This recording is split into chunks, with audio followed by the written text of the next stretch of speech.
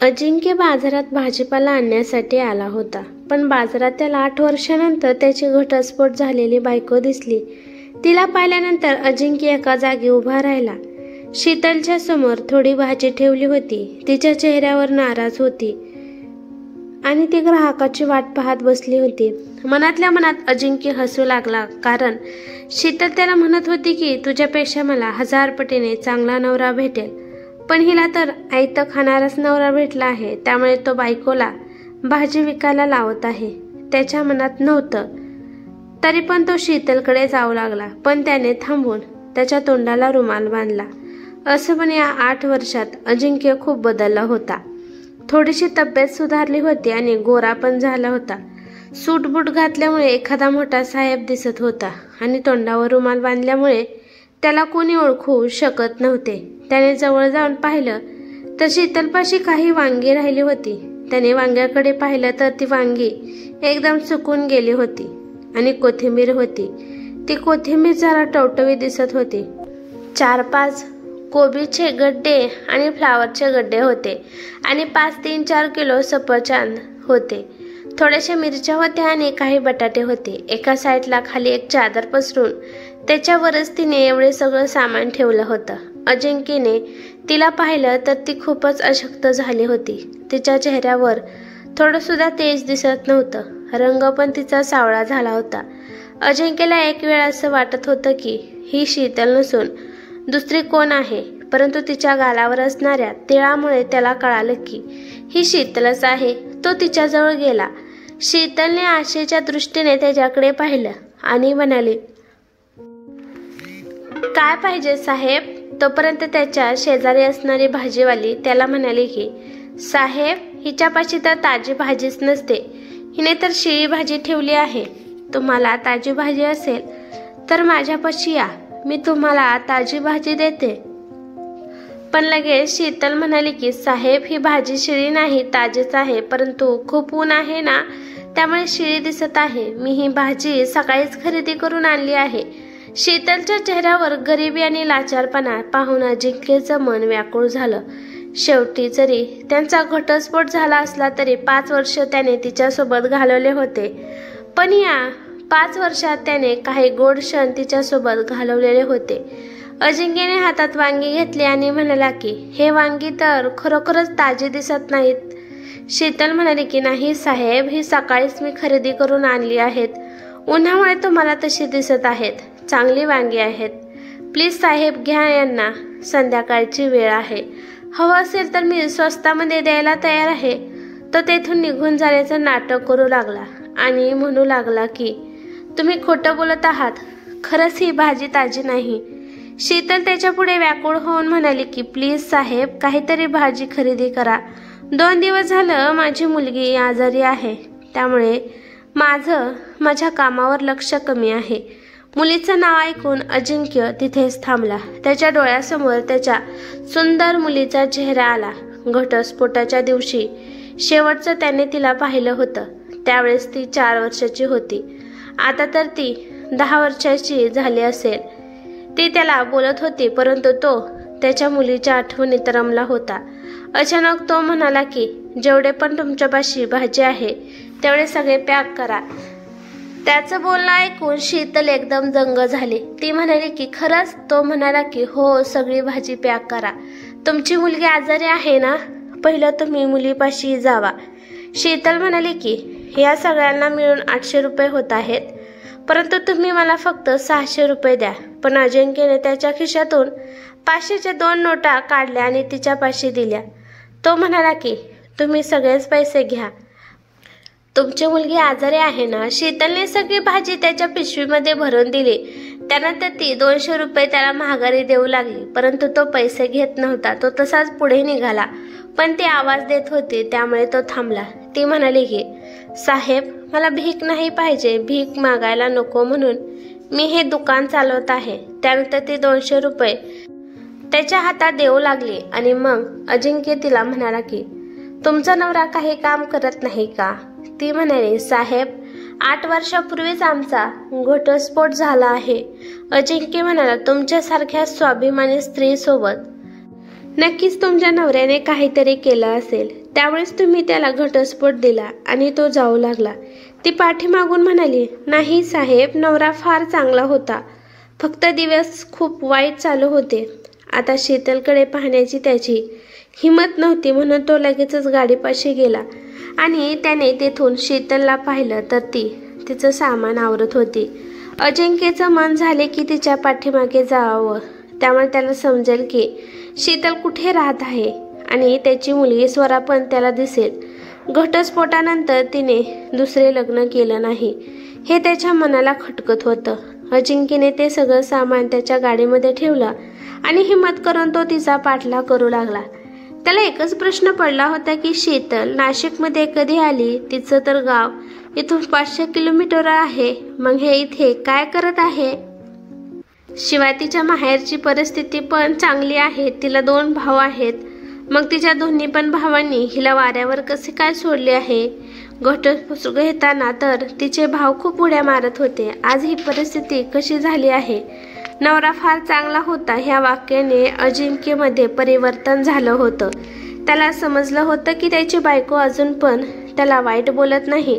चालता चालता अचानक अजिंक्यचं मन भरून आलं आणि आपोआपच डोळ्यातून अश्रू येऊ लागले. एका रात्री त्याला शीतल म्हणाली होती की अहो, तुम्ही फक्त माझ्या स्वाभिमानाची काळजी घ्या, मग मी तुमच्यासोबत कोणत्याही परिस्थितीत राहू शकते. आणि अजिंक्य तिच्या स्वाभिमानाची काळजी घेऊ शकला नाही. अजिंक्यच्या समोर त्याची वहिनी शीतलला खूप काही बोलत असायची, तरी पण अजिंक्य शांत उभा राहून सगळं ऐकून घेत होता. शीतल खुद्दार होती, विनाकारण तिला कोणी काही बोलेलच ती सहन करत नव्हती, त्यामुळे ती माहेरी निघून गेली. आणि एवढेच नाही तर वहिनीच्या बोलण्यात येऊन अजिंक्यने तिला घटस्फोट दिला. अजिंक्य भाऊ आणि वहिनीला खूप इज्जत देत होता, त्यामुळे त्याने वहिनी जसा सांगतील तसंच त्याने केलं. शीतल सोबत त्याचे 4 वर्ष खूप चांगले गेले, पण त्यानंतर त्या दोघात भांडणे होऊ लागली. अजिंक्यची वहिनी जेव्हा चुकी नसताना त्याच्या मुलीला स्वराला मारत असायची आणि तेव्हा मात्र शीतलला तिच्या जावेचा खूप राग येत होता आणि यानंतरच खूप भांडणे वाढायला सुरुवात झाली. अजिंक्यला शीतल वेगळे राहण्याबद्दल बोलत होती आणि हीच गोष्ट अजिंक्यला पसंत नव्हती. अजिंक्यच्या भावाला आणि वहिनीला त्यांच्या जुन्या दुकानाची अजिबात वाटणी करायची नव्हती. या दोघांना पण असं वाटत होतं की हे दुकान अजिंक्यला कधीच द्यायचं नाही. अजिंक्य त्याच्या भावाबरोबर त्या दुकानात सेम कष्ट करत होता, तरी पण तेव्हा शीतलला पैसे लागत असायचे तेव्हा तिला तिच्या मोठ्या जावेकडे पैसे मागावे लागत होते आणि मोठ्या जावेकडे हात पसरायला शीतल अजिबात आवडत नव्हते. त्यानंतर इकडे शीतलने मेडिकलमधून काही औषधे घेतली आणि एका गल्लीमध्ये ती गेली. अजिंक्य थोडं अंतर ठेवून तिच्या पाठीमागे चालत होता. त्यानंतर पुढे गेल्यावर एका जुन्या घरापाशी येऊन अजिंक्य तिथे थांबला. तिथेच 2 खोल्या व्यवस्थित होत्या आणि पाठीमागच्या खोल्या पडीक झाल्या होत्या आणि तिथे शीतल राहत होती. त्याने पाहिलं की तिथेच एक चटई हातरली होती आणि तिथे स्वरा आणि एक म्हातारी बाई दोघी पण झोपल्या होत्या. शीतलला पाहून ती म्हातारी बाई उठली. तिला पाहिल्यानंतर अजिंक्यला समजलं की ही तर शीतलची आई आहे. त्यानंतर स्वरा पण उठून बसली आणि ती खूप मोठी दिसत होती, पण खूप कमजोर झाली होती. तिचं हे रूप पाहून अजिंक्य एकदम इमोशनल झाला. त्याचं मन हे सांगत होतं की कदाचित जाऊन आता आपल्या मुलीला मिठीत घ्यावं. तो खूप वेळ एकटक आपल्या मुलीकडे पाहत राहिला आणि त्याच्या डोळ्यातून अश्रू वाहू लागले. किती पण प्रयत्न केले तरी तो आतमध्ये जाऊ शकला नाही आणि तसेच डोळ्यामध्ये अश्रू घेऊन तो माघारी आला. आता अजिंक्यला त्याच्या वहिनीचा खूप राग येत होता, कारण त्यांनी त्याचं हस्तखेळतं कुटुंब बर्बाद केलं होतं. घटस्फोट झाल्यावर त्याची वहिनी त्याला म्हणत होती की मी लवकरच तुझं दुसरं लग्न लावून देणार आहे, पण बघता बघता 8 वर्ष निघून गेले. पण त्याच्या वहिनीने त्याच्या लग्नाबाबतीत कधीच विचार केला नाही. अजिंक्य एकटाच त्या घरात राहत होता आणि त्याच्या भावाने या शहरात एक दुकान आणि एक घर विकत घेतलं होतं. आता ते दुकान अजिंक्य एकटा चालवत होता आणि घर पण दुकानाच्या पाठीमागे होतं. आणि त्याची वहिनी आणि भाऊ दुसरीकडे जुने दुकान आनंदाने चालवत होते आणि त्यांना वाटत होतं की अजिंक्यने पूर्ण आयुष्य एकट्याने राहावे, कारण लग्न झाल्यावर तो हिस्सा मागेल याची भीती त्यांना वाटत होती. त्याचा मोठा भाऊ दर आठवड्याला यायचा आणि झालेला धंदा घेऊन निघून जात होता. पण देवाची लीला पण खूप वेगळी असते. आता एका शहरात दोघे घटस्फोटित नवरा बायको एकमेकांजवळ आले होते. आता उत्सुकतेने ते दुकान अजिंक्य चालवत होता. आता तो रोज तोंडाला रुमाल लावून शीतलपासून भरपूर भाजी आणि फळे विकत घेत होता, कारण शीतलने खूप चांगल्या योजनेने त्याच्या मुलीला वाढवावे. जेवढी गरज होती तेवढीच भाजी आणि फळे अजिंक्य स्वतःपाशी ठेवत असायचा आणि राहिलेली भाजी कधी भटकणाऱ्या जनावरांना किंवा गरिबांना देत असायचा. चेहऱ्यावर रुमाल न लावता तिच्यासमोर जाण्याची हिंमत अजिंक्यमध्ये नव्हती. काही दिवसांनंतर हिशोब घेण्यासाठी अजिंक्यचा मोठा भाऊ दुकानावर आला आणि तो रागात म्हणाला की बचत केलेले पैसे कुठे आहेत? अजिंक्य म्हणाला की ते सर्व खर्च झाले आहेत. त्याचा भाऊ रागात म्हणाला, एवढे सारे पैसे कुठे खर्च झाले आहेत? अजिंक्य म्हणाला, माझे एक काम होतं त्यामध्ये खर्च झाले. त्याचा भाव रागात म्हणाला, आजपर्यंत तू कधीच विनाकारण पैसे खर्च केले नाहीत, तर मग अचानक तुला हे काय झालं आहे? अजिंक्य म्हणाला, दादा का रागाला जात आहेस? तेवढे पैसे मीच कमवले होते आणि मीच खर्च केले आहेत. मग एवढा का रागवला आहेस? असं पण माझ्या पण काही गरजा आहेत. त्याचा मोठा भाव म्हणाला की तुला लाज वाटत नाही? तू मला उलट उत्तर देत आहेस. अजिंक्य म्हणाला, मी शांततेनेच बोलत आहे. असं पण दादा, हे घर आणि दुकान माझ्याच नावावर तुम्ही खरेदी केलं आहे, तर हे दुकान आणि हे घर मला द्या.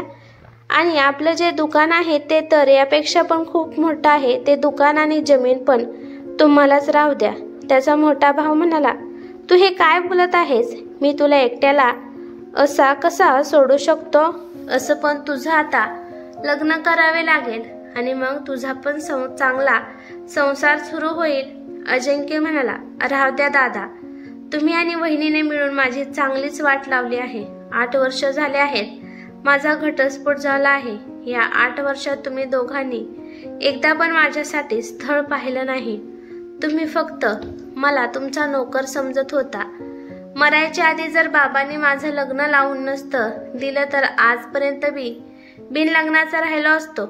तुम्हाला तर उलट चांगलंच होते की माझ्यासोबत तुम्हाला चांगला नोकर आणि भरपूर प्रॉपर्टी पण मिळाली आहे. आता मी माझं लग्न करणार आहे. तुम्ही दोघं आता माझ्या पाठीमागे लागू नका. जर माझ्यासोबत काही उलटसुलट करण्याचा विचार जरी केला तर मी आपल्या जुन्या मोठ्या दुकानात पण हिस्सा मागेल आणि जमिनीत पण हिस्सा मागेल. त्याच्या भावाला माहीत होतं की आता अजिंक्यला त्याच्या आणि त्याच्या बहिणीबाबतीत सगळं कळालं आहे. त्यामुळे तो तेथून शांतपणाने निघून गेला. इकडे अजिंक्यला शीतल आणि स्वराची खूप आठवण येऊ लागली होती. तो शीतलच्या दुकानावर गेला तर शीतल आज चांगली तयार होऊन भाजी विकायला बसली होती, पण तिच्या डोळ्यात दुःख त्याला दिसत होतं. अजिंक्य तिच्याजवळ गेला आणि म्हणाला की आता तुमची मुलगी कशी आहे? शीतलने त्याला रागाने पाहिलं आणि म्हणाली की का, ती तुमची मुलगी नाही का? तो आश्चर्याने शीतलकडे पाहू लागला. तोंडावर रुमाल असून पण तिने त्याला कसं ओळखलं होतं? शीतल म्हणाली की रोज स्वराबद्दल विचारत असता, मग तिला जाऊन का भेटत नाही का? याच्यासाठी पण तुमच्या भावाने आणि वहिनीने नकार दिला आहे. अजिंक्यने तोंडावरून रुमाल काढला आणि म्हणाला की मी त्यांच्यासोबतचं सगळं नातं आता तोडून टाकलं आहे. अजिंक्य म्हणाला, मला स्वराला खूप भेटू वाटत आहे. पण शीतल म्हणाली की जाऊन भेटा की, मी कुठे तुम्हाला नकार दिला आहे? घटस्फोट तर तुमचा माझ्यासोबत झाला आहे, पण मुलीचं नातं अजून पण तुमचं तेच आहे. ते कोणीच बदलू शकत नाही. अजिंक्य म्हणाला की तू मला कसं ओळखलं आहे? ती म्हणाली की मी तुमची बायको म्हणून तुमच्या सोबत राहिलेली आहे, त्यामुळे तुमच्या प्रत्येक हालचाली मी ओळखू शकते. पहिल्या दिवशी मी तुमच्याकडे जास्त पाहू शकले नाही, परंतु दुसऱ्या दिवशी मला लगेच समजलं की तुम्ही कोण आहात. जेव्हा पण तुम्ही स्वराबद्दल विचारत होता तेव्हा तुमच्या डोळ्यात असलेला स्नेह मला लगेच समजत होता. रुमालाने तुम्ही तुमचा चेहरा तरी झाकला होता, पण तुमच्या डोळ्यामध्ये असलेल्या एका बापाचं प्रेम ते तुम्ही लपवू शकला नाही.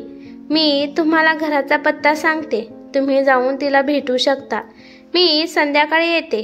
अजिंक्य म्हणाला की नाही, तू पण सोबत चल. तू सोबत असल्याशिवाय मी तिच्याशी बोलू शकणार नाही. जेव्हा ती छोटी होती तेव्हा ती माझ्यापासून लांब गेली होती, पण आता ती मला ओळखणार नाही. शीतल डोळ्यांमध्ये अश्रू घेऊन म्हणाली की आपल्या लग्नाचा अल्बम अजून माझ्यापाशी आहे. ती रोज तुमचा फोटो त्यामध्ये पाहत असते. ती तुम्हाला पाहिल्याबरोबरच लगेच ओळखत असते. ती तुम्हाला विसरली नाही. अजिंक्य म्हणाला, नाही, तू सोबत असल्याशिवाय मी तिला भेटणार नाही. तू आता चल. शीतल म्हणाली, का गरिबाच्या पोटावर लात मारत आहात? आता धंद्याचा टाइम आहे. मी जर तुमच्यासोबत गेल्यावर हे सामान विकणार नाही. अजिंक्य म्हणाला की या सगळ्या सामानाचे पैसे मी देतो. प्लीज तू माझ्यासोबत चल. आजच्या दिवस माझं म्हणणं ऐक. यानंतर मी तुला त्रास देण्यासाठी कधीच येणार नाही. हे ऐकून शीतलला धक्काच बसला. ती म्हणाली की का? यानंतर तुम्ही इथे का येणार नाही? तुमची बायको इकडे येण्यासाठी नकार देत आहे का? अजिंक्य नाराज होऊन म्हणाला की मी दुसरं लग्न केलं नाही. अजिंक्यने तिच्याकडून ते सगळं सामान घेतलं आणि पैसे शीतलला दिले आणि ते सामान फुकट एका जणाला त्याने देऊन टाकले. आणि मग शीतल अजिंक्य सोबत तिच्या मुलीकडे गेली. त्यानंतर शीतलने इथे तुम्ही कसा काय आला आहात याबद्दल विचारले. त्यानंतर त्याने सगळं काही शीतलला सांगितलं. वहिनी आणि दादामुळे माझं आयुष्य खराब झालं. आणि शीतल, तू इथे कशी काय आहेस? शीतल म्हणाली, सुरुवातीला माझे भाऊ आणि वहिनी माझ्यासोबत चांगले वागत होते, परंतु ते नंतर असली रंग ते दाखवू लागले आणि माझ्यासोबत माझी आई पण त्या घरातून बाहेर निघाली, कारण वहिनी आईला पण खूप त्रास देत होत्या. आणि आम्ही जिथे राहतो ते आमच्या मामाचं जुनं घर आहे आणि त्या घराची चावी आईकडे होती आणि तिथेच आम्ही आता राहत आहोत. अजिंक्यने हिम्मत करून तिला विचारले की शीतल, आज पण तुला माझी आठवण येते का? शीतल काही नाही म्हणाली. तिने लगेचच तोंड फिरवले, कारण तिच्या डोळ्यात अश्रू आले होते. ती म्हणाली की आता मला कोणाचीच आठवण येत नाही, फक्त लक्षात येते की उद्याच्याला कशी चूल पेटेल.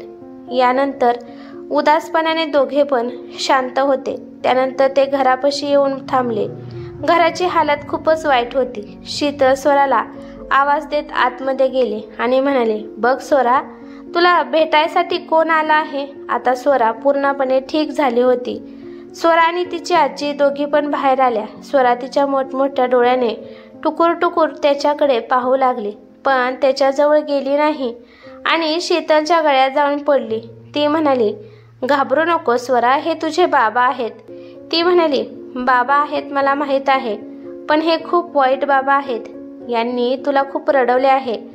अजिंक्य सासूबाईचा आशीर्वाद घेण्यासाठी पुढे गेला, पण त्या 2 पाऊल मागे झाल्या आणि म्हणाल्या की माझा आशीर्वाद घेऊ नका.